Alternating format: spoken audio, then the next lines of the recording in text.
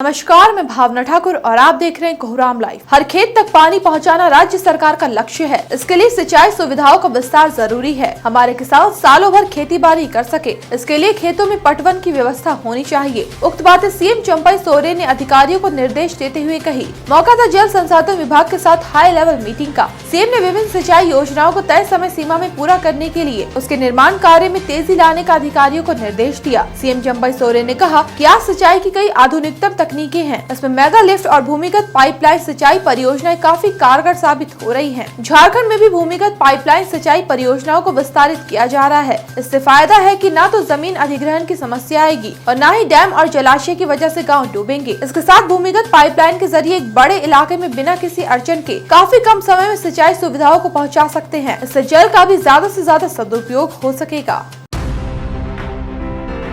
झारखंड के पूर्व सीएम हेमंत सोरेन आज यानी शुक्रवार को जेल से बाहर निकल आए। हाईकोर्ट ने उन्हें आज जमानत दे दी। उनके चाहने वालों ने जेल के बाहर उनका जोरदार स्वागत किया। उन्हें रिसीव करने उनकी पत्नी कल्पना सोरेन जेल पहुंची थी। हेमंत सोरेन ने जेल से बाहर आते ही कहा, मुझे झूठे आरोपों में 5 महीने जेल के अंदर रखा गया। सुनियोजित तरीके से लोगों की आवाज दबाई जा रही है। दिल्ली में मुख्यमंत्री जेल में बंद है, मंत्रियों को जेल में डाल दिया जा रहा है। न्याय की प्रक्रिया इतनी लंबी हो रही है कि न्याय मिलने में कई महीने लग रहे हैं। मेरे मामले में कोर्ट के आदेश का आपको आकलन करना चाहिए, देखना चाहिए कि उसमें क्या कहा गया है। आज मेरी जेल यात्रा खत्म हुई। पूर्व सीएम हेमंत सोरेन ने घर पहुंचने के बाद सबसे पहले पिता शिबू सोरेन और मां रूबी सोरेन का आशीर्वाद लिया। यहाँ याद दिला दें कि जमानत याचिका पर 13 जून को सुनवाई पूरी हो चुकी थी। जस्टिस रंगन मुखोपाध्याय की अदालत में गुजरे 3 रोज सुनवाई हुई। कोर्ट ने दोनों पक्षों को सुनने के बाद फैसला सुरक्षित रख लिया था। वहीं आज हेमंत सोरेन को जमानत देते हुए हाईकोर्ट ने कहा कि PMLA prevention of money laundering act के तहत जमानत की दोनों शर्तों को पूरा करते हैं, इसलिए अदालत उन्हें रेगुलर जमानत दे रही है।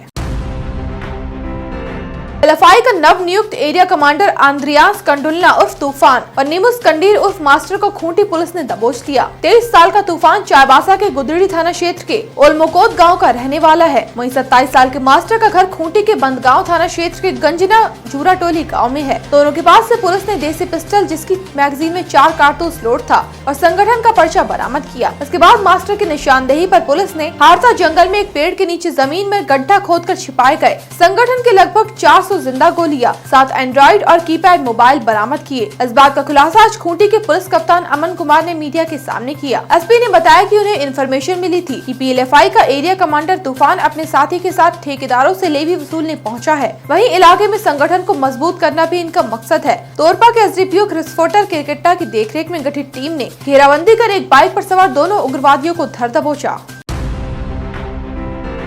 राजधानी रांची में आज एक और बड़ी वारदात हो गई। हथियारबंद 3 अपराधियों ने डीपी ज्वेलर्स में धावा बोला और वहां से कीमती गहने जेवरात बटोरकर भाग निकले। वहीं भागने से पहले जेवर व्यवसायी ओम बाबू को टारगेट कर फायरिंग कर दी। गोली लगने के बाद उन्हें अस्पताल ले जाया गया। खबर है कि 1 करोड़ से ज्यादा के गहने जेवरात लुटेरे ले भागे हैं। दिन दहाड़े हुई लूट और फायरिंग के बाद इलाके के लोगों में डर भय समा गया। मौके पर जुटे सोना चांदी जेवर व्यवसायी संघ से जुड़े कुछ लोगों का कहना था कि राजधानी रांची में अब अपराधियों में पुलिस का कोई डर भय नहीं रह गया। यह दुकान राजधानी रांची के बिरसा चौक के नजदीक है। मौके पर पहुंची पुलिस घटना स्थल पर लगे सीसीटीवी फुटेज को खंगाल रही है। नीट यूजी पेपर लीक को लेकर आज संसद में जोरदार हंगामा हुआ। हंगामे के बीच कांग्रेस सांसद फूलो देवी नेताम अचेत होकर गिर गई। उन्हें तुरंत एक एम्बुलेंस से राम मनोहर लोहिया अस्पताल ले जाया गया। खबर है कि सांसद कुछ रोज पहले डेंगू से पीड़ित हुई थी। हॉस्पिटल में उनकी सारी शारीरिक जांच और सीटी स्कैन किया जा रहा है। हंगामे को देखते हुए स्पीकर ओम बिरला ने संसद को सोमवार को दिन के 11 बजे तक के लिए स्थगित कर दिया। इससे पहले लोकसभा की कार्यवाही दोपहर 12 बजे तक के लिए स्थगित करनी पड़ी थी। विपक्ष के नेता राहुल गांधी ने कहा, हम विपक्ष और सरकार की ओर से भारत के छात्रों को एक संयुक्त संदेश देना चाहते थे कि हम इस मुद्दे को जरूरी मानते हैं, इसलिए हमने सोचा कि छात्रों के सम्मान के लिए आज नीट पर चर्चा करेंगे। 21 से 60 साल तक की आयु वाली पात्र फीमेल को हर महीने 1500 रुपए दिए जाएंगे। वहीं 5 लोगों के सदस्यों वाले परिवार को साल में 3 रसोई गैस सिलेंडर मुफ्त में मिलेंगे। इसके लिए सरकार 46,000 करोड़ रुपए खर्च करेगी। इस बात का ऐलान आज महाराष्ट्र के डिप्टी सीएम अजित पवार ने किया। एनसीपी प्रमुख अजित पवार ने कहा कि मुख्यमंत्री माझी लड़की बहन योजना के तहत यह राशि अगले महीने से महिलाओं के बैंक खाते में ट्रांसफर होना शुरू हो जाएगी। वहीं मुख्यमंत्री अन्नपूर्णा योजना के तहत हर साल 3 रसोई गैस सिलेंडर मुफ्त में मिलेंगे। वहीं सरकार कपास और सोयाबीन की फसल के लिए सभी किसानों को 5,000 रूपए प्रति हेक्टेयर बोनस देगी। जानवरों के हमले से होने वाली मौतों पर अब परिजनों को पहले 20 लाख की जगह 25 लाख रुपए मिलेंगे। उन्होंने कहा कि महाराष्ट्र में पेट्रोल डीजल के दाम भी घटे हैं।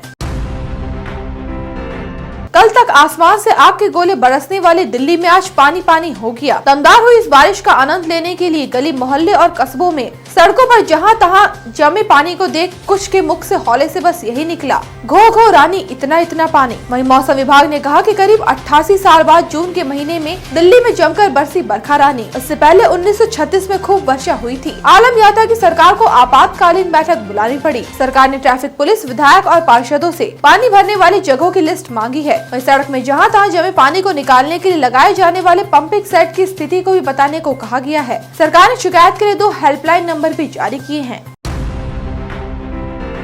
T20 विश्व कप का बेताज बादशाह कौन होगा, ये शनिवार को तय हो जाएगा। सेमीफाइनल्स में इंग्लैंड को मात देकर टीम इंडिया का इकबाल बुलंद है। वहीं दक्षिण अफ्रीका विश्व कप का ताज अपने नाम करने को लेकर बेताब है। यह फाइनल मैच 29 जून को बरवाडोस के केंसिंगटन ओवल में खेला जाएगा। दोनों टीमों के पास ऐसे कई दिग्गज खिलाड़ी हैं जो पासा पलटने का दमखम रखते हैं। पूरे टूर्नामेंट में दक्षिण अफ्रीका ने अब तक कोई मैच नहीं हारा। उसके ज्यादातर खिलाड़ी फॉर्म में हैं। वहीं रोहित शर्मा की अगुवाई में वर्ल्ड कप खेल रही टीम इंडिया इस बार चौंका सकती है। विराट कोहली का प्रदर्शन चिंता का विषय है। भारत और दक्षिण अफ्रीका ने T20 फॉर्मेट में 26 बार एक दूसरे का सामना किया है, जिसमें भारत ने 14 मैच जीते, वहीं दक्षिण अफ्रीका ने 11 मैच जीते हैं। ऐसे ही दिन भर की बड़ी खबरों के लिए जुड़े रहिए कोहरामलाइव.com के साथ।